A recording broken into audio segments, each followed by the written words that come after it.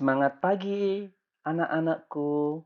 Semoga masih tetap dalam keadaan sehat, tetap jaga kesehatan. Nah, pada pertemuan kali ini, saya, Ide Bagus Alit Artawiguna, MPD, akan menjelaskan terkait mata kuliah pembelajaran mikro atau yang kita kenal dengan micro teaching.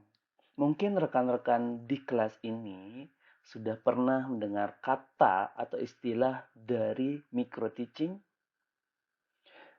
Iya, luar biasa sekali. Ternyata rekan-rekan sudah tahu apa itu micro teaching. Nah, micro teaching itu adalah bertujuan untuk meningkatkan kemampuan dalam proses pembelajaran. Atau misalnya kemampuan profesionalisme seseorang calon guru atau meningkatkan kemampuan dari tenaga pendidik maupun tenaga kependidikan di dalam berbagai keterampilan yang lebih spesifik. Nah, ini akan kita jelaskan selama 1 jam ke depan.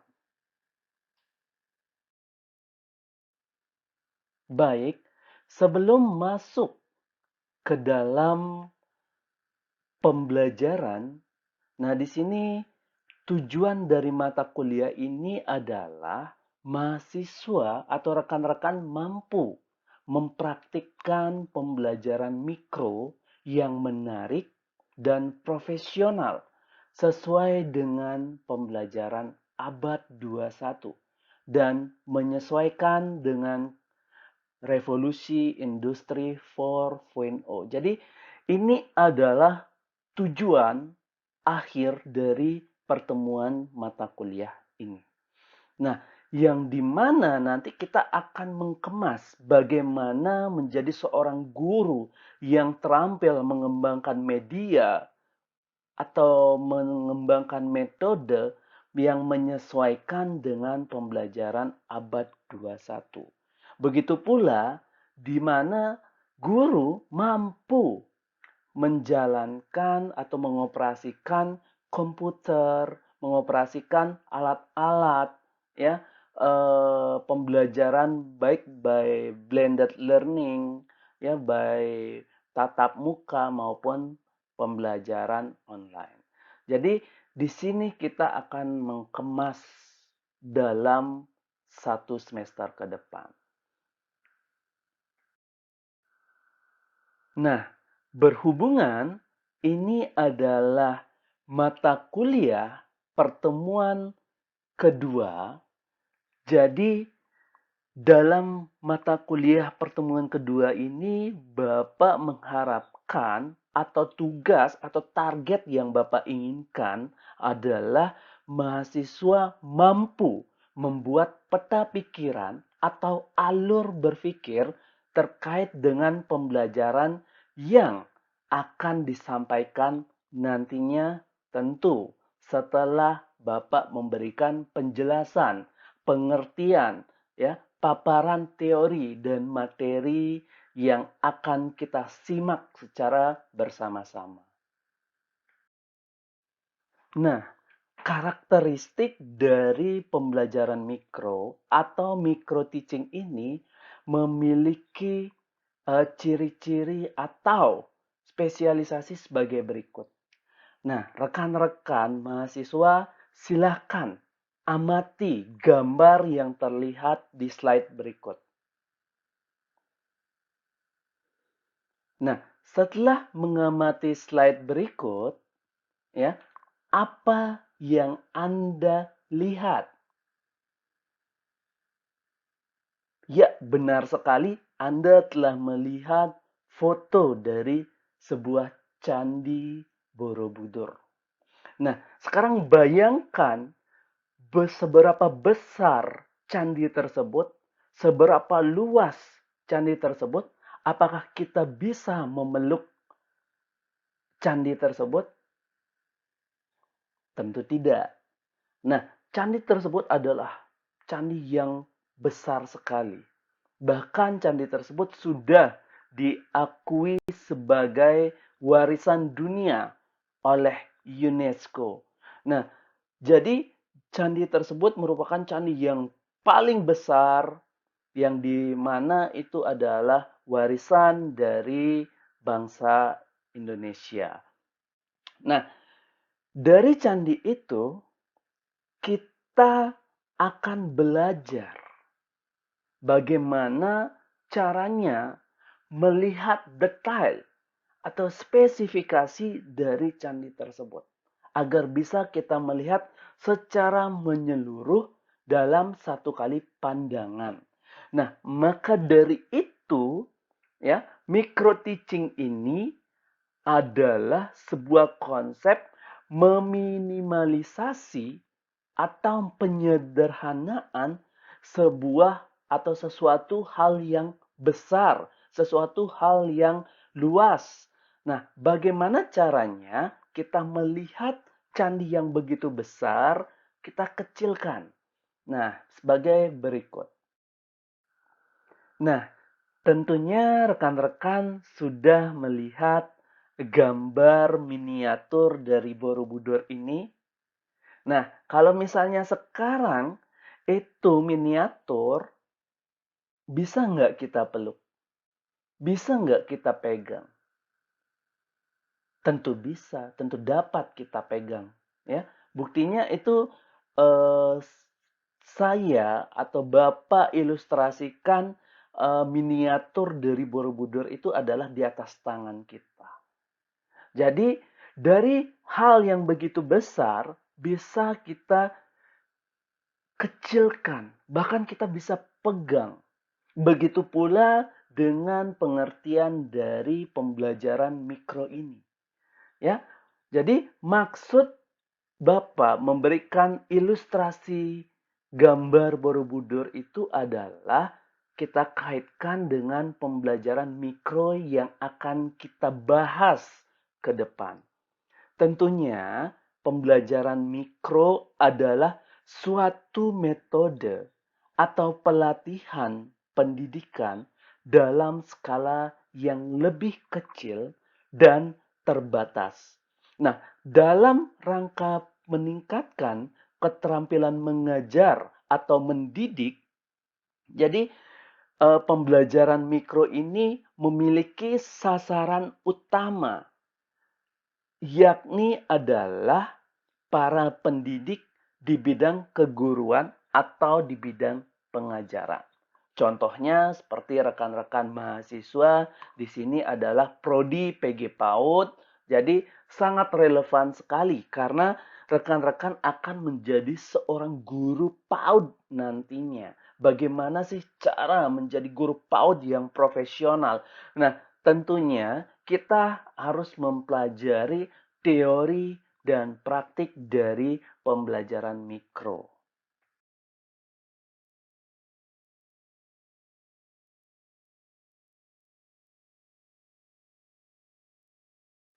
Nah, materi selanjutnya adalah konsep dasar. Nah, sebelum kita melangkah lebih jauh, jadi kita harus mensepakati dulu terkait dengan pengertian pembelajaran mikro atau micro teaching yang akan kita sebut berikutnya adalah micro teaching. Jadi, micro teaching ini adalah kegiatan mengajar yang segala aspek pengajarannya itu diperkecil.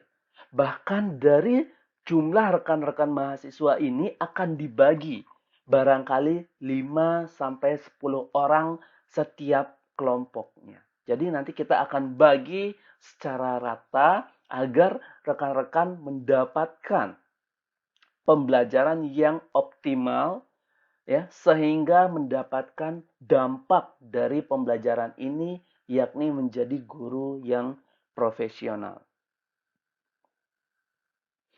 Nah, mata kuliah micro teaching merupakan sebuah metode untuk melatih penampilan kita sebagai seorang guru, bagaimana kita membangkitkan wibawa seorang guru, bagaimana kita membangkitkan aura seorang guru, tentunya harus dilatih. Nah, cara melatih salah satunya dengan melaksanakan pembelajaran mikro. Baik pembelajaran mikro di sekolah, baik pembelajaran mikro di kampus, baik pembelajaran mikro di rumah, di depan kaca. Jadi kita ngobrol di depan kaca, ya. Jadi kita praktik mengajar, melihat muka kita, melihat mimik kita, melihat pandangan kita. Ada eye contact tidak? Ada pembacaan atau pembahasan atau komunikasi yang kurang tepat, terutama dalam memilih kata-kata. Pada slide berikut, hal yang perlu dilihat atau dikuasai oleh seorang calon guru maupun guru adalah kompetensi. Nah, kompetensi ini menurut Undang-Undang Republik Indonesia Nomor 14 Tahun 2005 Pasal 8, yakni kompetensi guru meliputi 4 aspek. Yang pertama itu adalah kompetensi pribadi, yang kedua adalah kompetensi pedagogik, yang ketiga adalah kompetensi sosial, yang keempat adalah profesionalisme. Nah, selanjutnya akan kita bahas satu persatu terkait dari pengertian kompetensi kepribadian. Nah, kompetensi kepribadian ini adalah sebuah kemampuan personal yang dapat mencerminkan kepribadian seseorang yang dewasa, arif, dan bijaksana, mantap, stabil, berakhlak mulia, serta dapat menjadi tauladan yang baik bagi peserta didik. Nah, kompetensi kepribadian ini dibagi menjadi beberapa bagian. Yang pertama adalah kompetensi kepribadian yang stabil. Ya, jadi kompetensi kepribadian yang stabil ini adalah di mana seorang guru harus bertindak sesuai dengan norma-norma sosial yang berlaku di masyarakat, serta bangga menjadi seorang guru, bangga menjadi eh, tauladan seorang guru, serta konsisten dalam bertindak sesuai dengan norma yang berlaku. Terus kepribadian yang kedua adalah kepribadian yang dewasa. Nah, dewasa di sini berarti seseorang guru harus menampilkan sifat mandiri dalam melakukan tindakan sebagai seorang pendidik dan memiliki etos kerja guru yang tinggi. Yang ketiga, kepribadian yang arif. Jadi, kepribadian yang arif ini contohnya adalah seseorang guru yang mampu menampilkan tindakan berdasarkan manfaat bagi peserta didik atau ya dapat berpikir dan melakukan tindakan yang patut ditiru atau mencerminkan dari keprofesionalan. Itu dia. Nah, selanjutnya adalah kepribadian yang berwibawa. Jadi di sini seorang guru harus mempunyai perilaku yang dapat memberikan pengaruh positif, ya, dapat disegani oleh peserta didik, dapat ditiru seperti pengertian guru pada waktu yang lalu, yakni guru itu adalah dapat digugu dan dapat ditiru. Jadi dari aspek kepribadian ini yang mereka dapat tiru. Yang terakhir adalah memiliki akhlak mulia dan menjadi tauladan. Nah, di sini guru dituntut harus bertindak sesuai dengan norma yang berlaku, ya. Misalnya norma kepercayaan, iman dan takwa, kejujuran, ikhlas, suka menolong tanpa pamrih, dan dapat diteladani kembali oleh peserta didik. Itu adalah kemampuan, kompetensi, kepribadian yang minimal harus dimiliki atau dikuasai oleh seorang calon guru maupun seorang guru. Kompetensi yang kedua adalah kompetensi pedagogik. Nah, kompetensi pedagogik yang dimaksudkan di sini adalah kemampuan seorang guru dalam memahami peserta didiknya. Jadi, kemampuan dalam perancangan dan pelaksanaan pembuatan media pembelajaran. Jadi, dalam pelaksanaan pembelajaran di kelas, dalam evaluasi hasil belajar peserta didik, untuk bagaimana caranya agar peserta didik itu mampu mengaktualisasi atau mampu menggali, mampu mempraktikkan potensi yang mereka miliki. Nah, bagaimana caranya agar anak memahami itu dapat kita berikan beberapa pemahaman. Yang pertama adalah dapat memahami peserta didik dengan lebih mendalam. Jadi di sini berarti seorang guru harus mampu memahami peserta didik dengan cara memanfaatkan prinsip-prinsip kepribadian.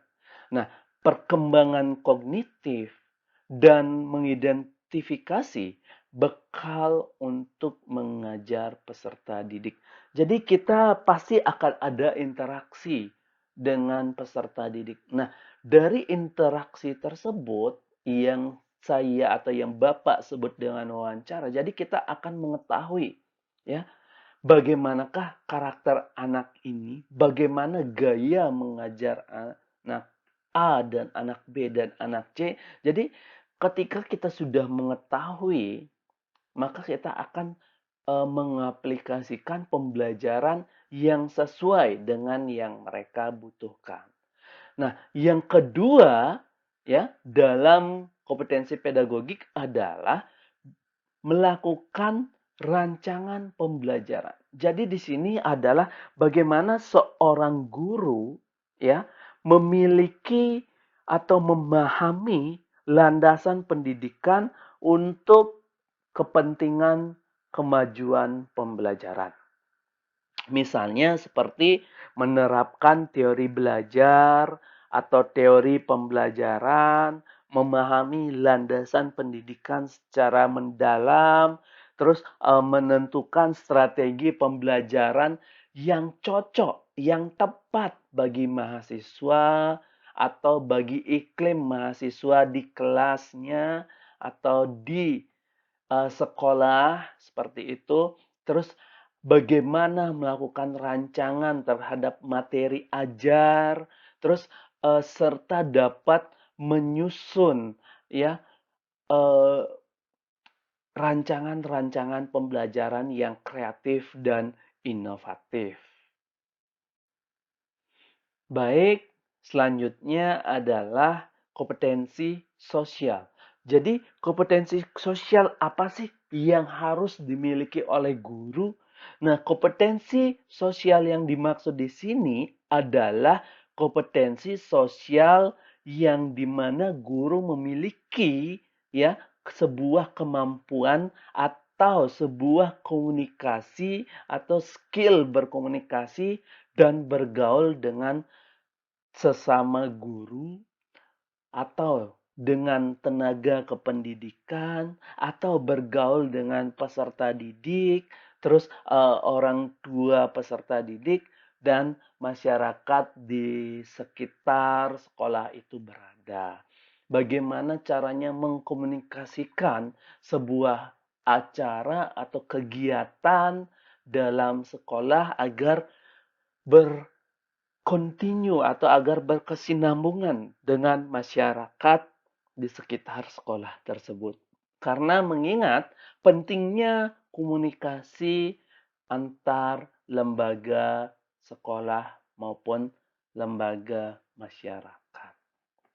Nah, di sini yang dimaksud dalam sikap sosial adalah guru memiliki sikap yang inklusif, yakni bertindak objektif dan tidak melakukan diskriminasi terhadap agama, ras, suku, budaya yang dimiliki oleh latar belakang anak-anak kita yang majemuk. Terus yang kedua, guru harus dapat berkomunikasi secara santun, empatik, ya, efektif terhadap sesama rekan guru, tenaga kependidikan, orang tua, maupun dengan peserta didik atau siswa kita di sekolah. Nah, selanjutnya yang keempat adalah guru dapat melakukan adaptasi di tempatnya bertugas, ya.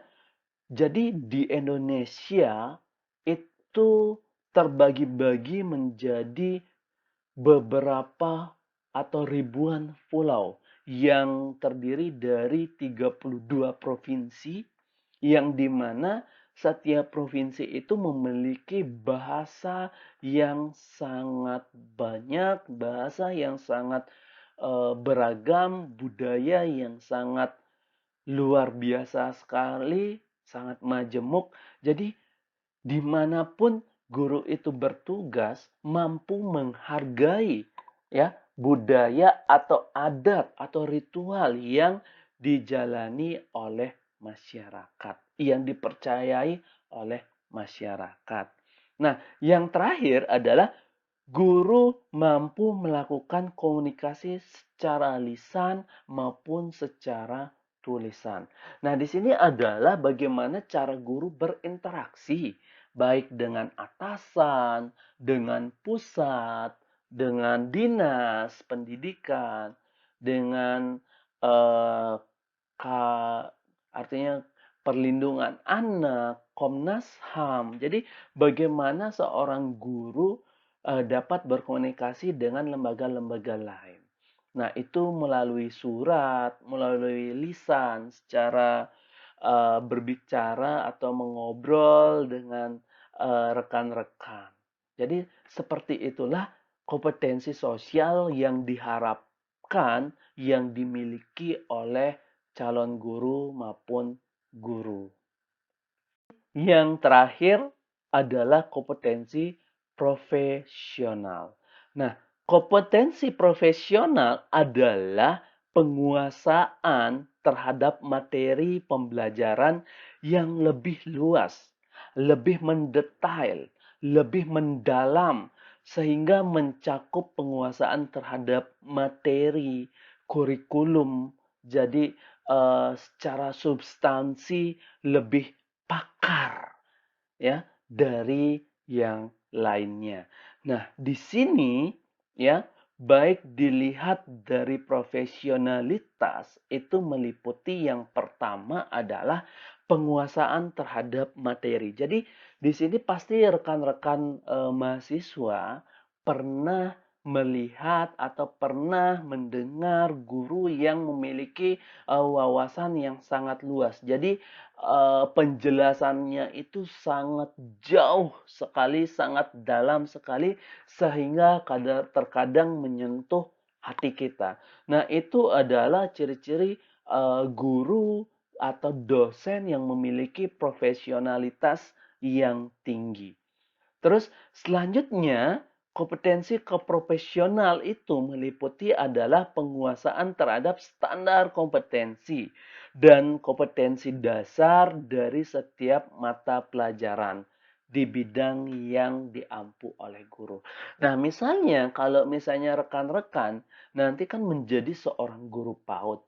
Nah, bagaimana rekan-rekan ini mengelola, mengetahui, menguasai dari rancangan pembuatan RPPH, rancangan pembuatan RPPM, baik itu silabus dan kurikulum di PAUD yang ingin disampaikan, yang ingin diajarkan kepada peserta didik di PAUD. Jadi di sini adalah kemampuan keprofesionalistas atau lisme ini sangat dibutuhkan oleh sekolah-sekolah yang bernuansa PAUD Merdeka Belajar atau yang kita dengar dengan sekolah merdeka. Nah, selanjutnya melakukan pengembangan profesionalitas secara berkelanjutan dengan melakukan tindakan yang reflektif, dengan mengikuti seminar-seminar, dengan mengikuti bintek-bintek, baik secara daring maupun secara luring, untuk menambah wawasan, untuk menguasai perangkat media pembelajaran yang ingin kita kembangkan di sekolah tersebut. Terus yang terakhir dalam kompetensi profesionalisme atau profesionalitas adalah mengembangkan teknologi dalam berkomunikasi dan melakukan pengembangan diri. Nah, sekarang kan kita mengenal terkait dengan smartphone. Jadi smartphone ini jangan dikatakan smartphone apabila yang menggunakan itu tidak smart, tidak bisa memanfaatkan kecanggihan seluruh fitur-fitur dari smartphone yang rekan-rekan miliki. Begitu pula dengan anak usia dini, pasti semua sudah melek teknologi, khususnya melek handphone ataupun tablet. Pasti anak-anak zaman sekarang sudah pernah memegang atau memainkan dari gadget atau smartphone tersebut.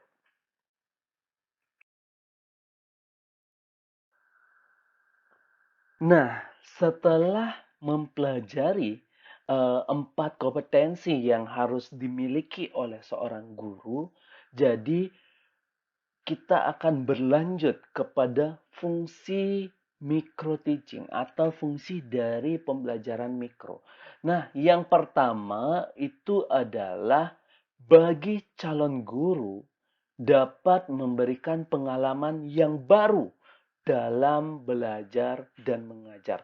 Nah, dari tidak bisa mengajar, itu kita melatih diri agar bisa menyampaikan materi secara gamblang, agar kita menguasai keterampilan atau kompetensi kepribadian, agar mengetahui kompetensi profesionalisme, agar mengetahui kompetensi sosial dan pedagogik.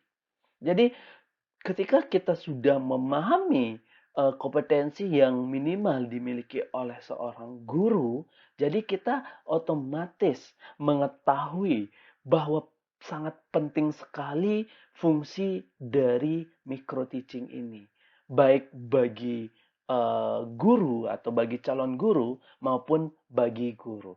Nah, apabila pembelajaran mikro ini dilaksanakan oleh guru pada saat PPG, jadi bagi guru adalah memberi penyegaran, memberi sebuah stimulus terkait dengan rangsangan menambah keterampilan yang dimiliki oleh guru dan sebagai sarana umpan balik atas kinerja mengajarnya selama ini. Jadi sangat bermanfaat sekali fungsi pembelajaran mikro ini, baik bagi calon guru maupun bagi guru yang telah mengajar di sekolah.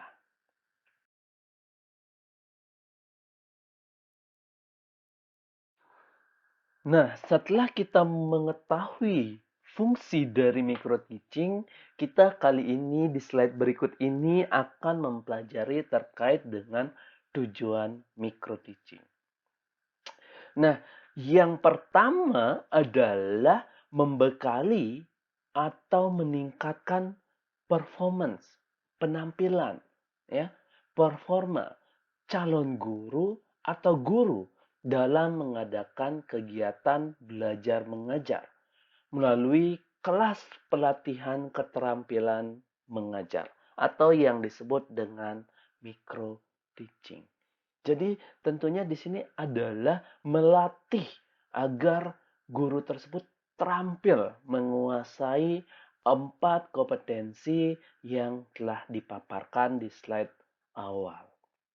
Nah, selanjutnya tujuan dari micro teaching itu adalah untuk memfasilitasi, melatih, dan membina calon maupun guru dalam hal keterampilan dasar mengajar atau yang dikenal adalah teaching skill.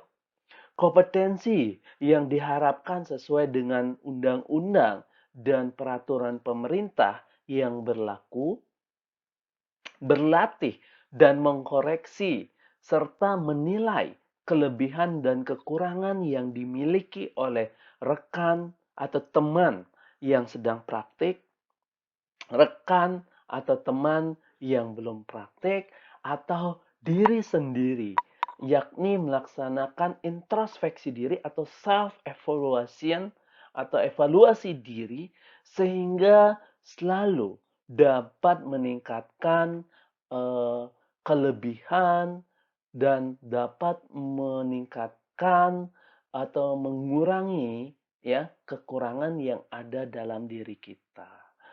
Nah, di sini setelah kita mengetahui kekurangan dan kelebihan kita, jadi kita dapat meningkatkan pelayanan yang prima kepada siswa kita dalam melaksanakan pembelajaran di kelas.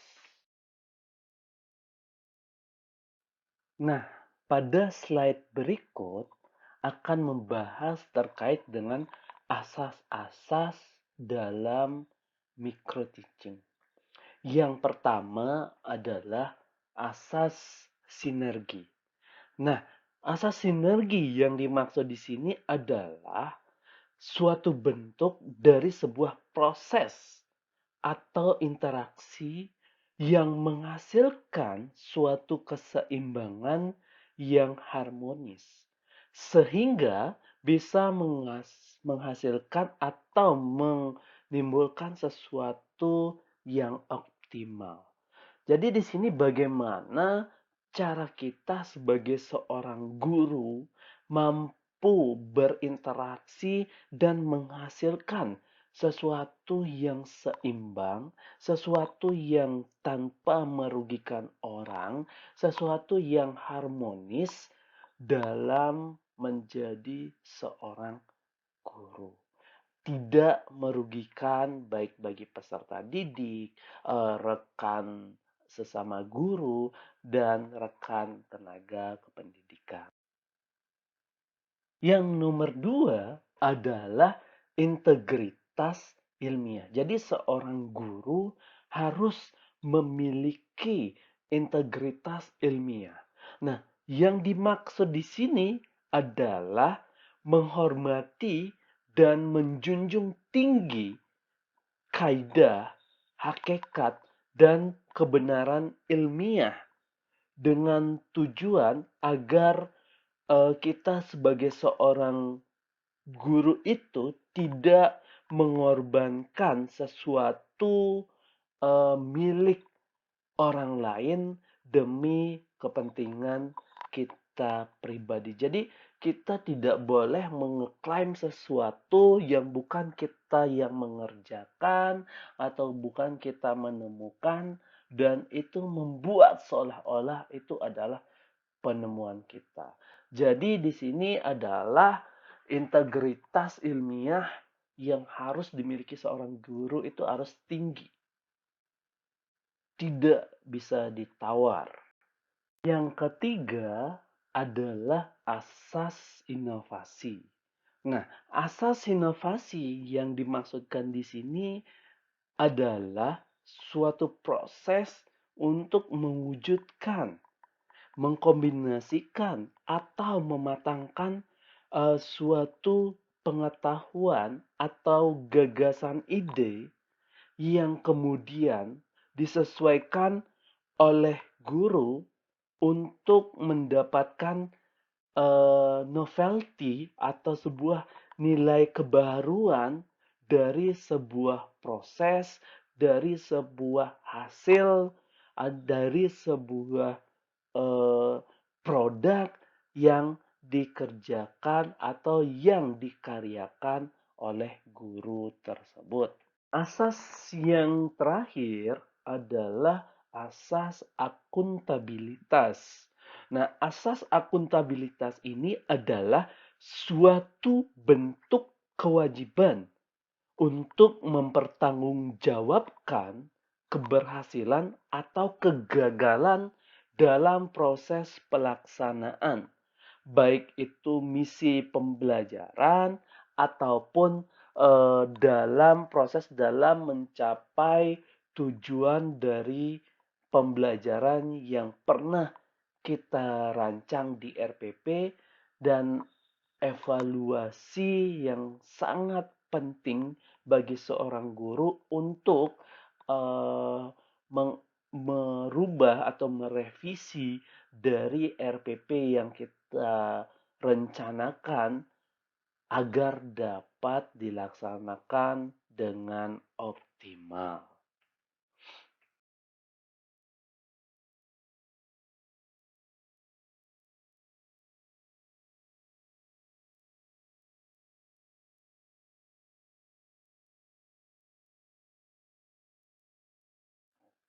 Selanjutnya adalah prinsip yang harus dimiliki oleh seorang guru. Yang pertama adalah fokus pada penampilan. Nah, bagaimana seorang guru itu harus memiliki penampilan yang rapi, yang tidak mencolok, ya, yang sopan, yang harum, wangi. Jadi seorang guru itu harus memiliki penampilan yang sangat rapi, rambutnya yang tidak berantakan. Jadi penampilannya itu bisa dikatakan layak sebagai seorang guru, baik dari warna pakaian, dari tipe dan jenis pakaian.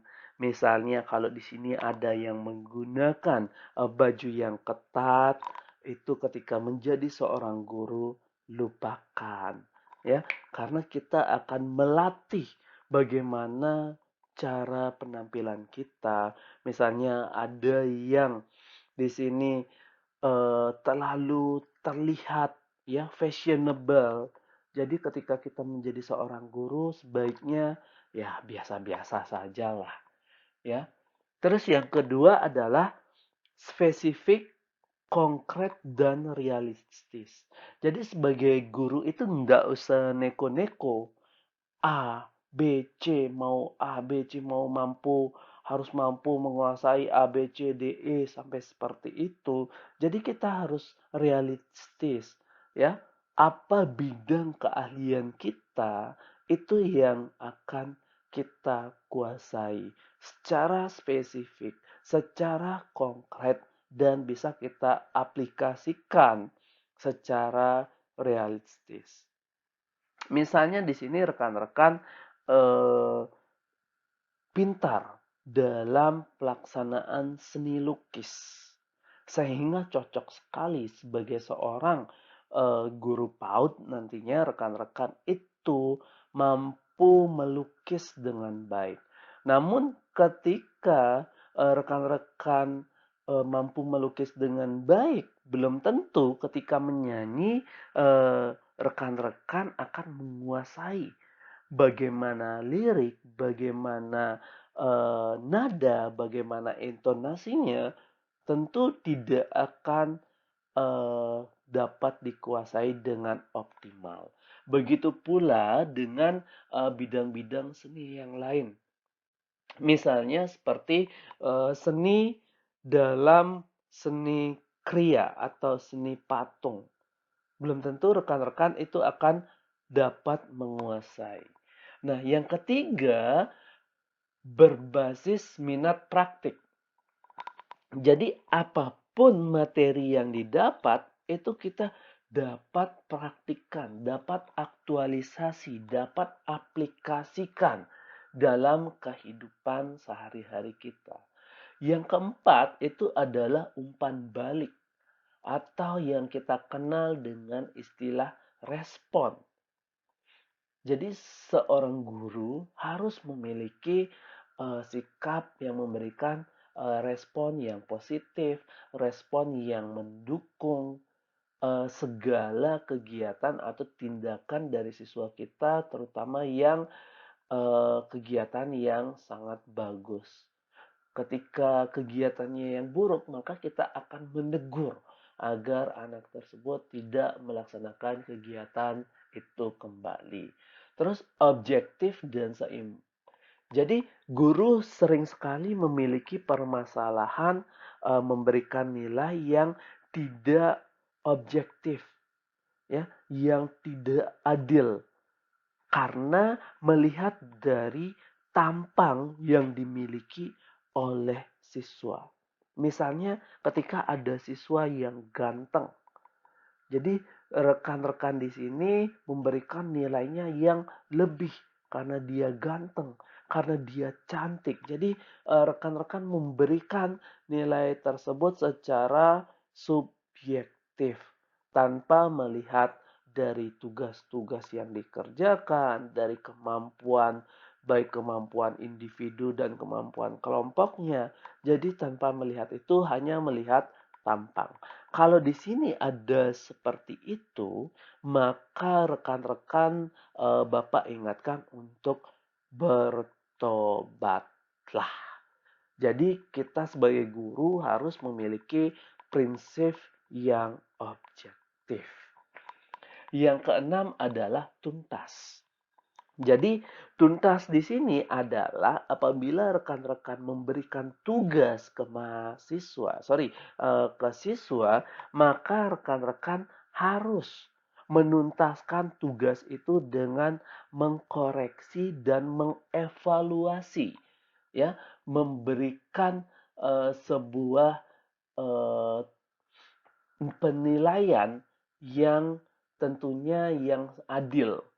Jadi tuntaskan, ya, sehingga anak itu tahu bagaimana caranya menghitung nilai yang diberikan oleh dosen atau oleh guru seperti itu. Dan yang ketujuh adalah berkelanjutan atau yang disebut dengan kontinuitas.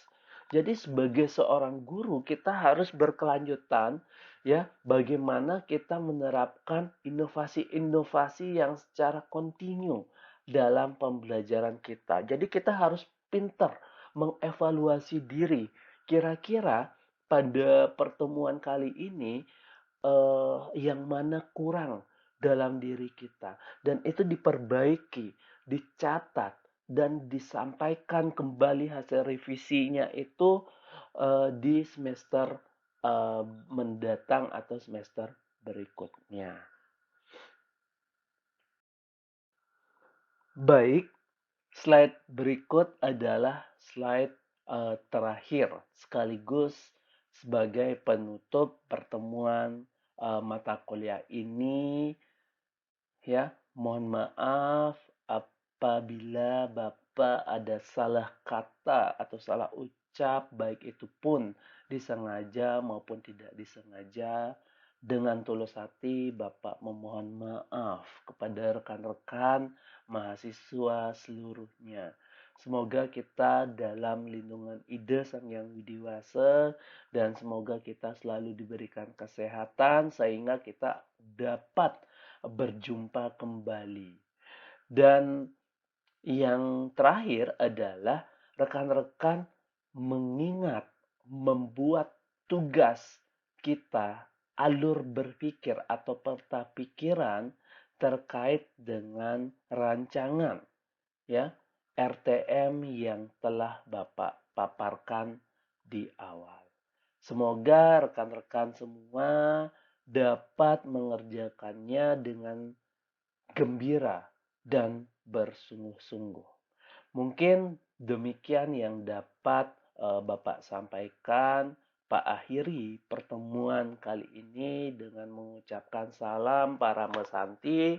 Om Santi Santi Santi Om. Semoga kita sehat dan sejahtera. Terima kasih.